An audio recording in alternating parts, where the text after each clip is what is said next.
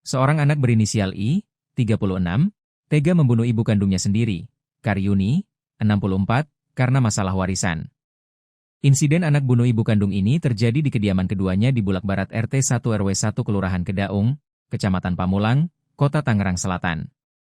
Kapolsek Pamulang, AKP Galuh Febri Saputra, mengungkapkan motif di balik tindakan sadis tersebut dipicu oleh persoalan harta warisan. Pelaku yang merupakan anak kandung korban nekat menyerang ibunya saat korban sedang beristirahat. Motif pembunuhan ini adalah warisan.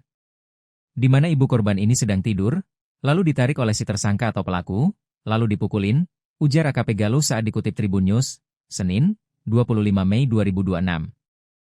Korban sempat mencoba melakukan perlawanan dengan menangkis pukulan pelaku, namun pelaku justru mengambil setrika untuk memukul korban secara membabi buta.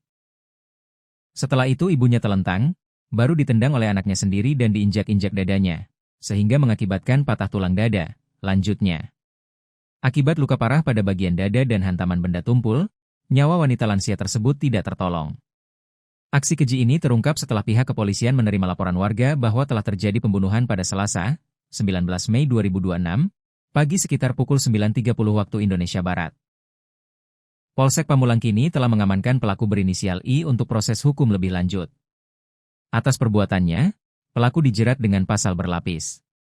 Pasal yang diterapkan yaitu Pasal 458 KUHP Yungto Pasal 466 Ayat 3 Undang-Undang Nomor 1 Tahun 2023. Ancaman hukumannya adalah 15 tahun penjara, kata Kapolsek lagi.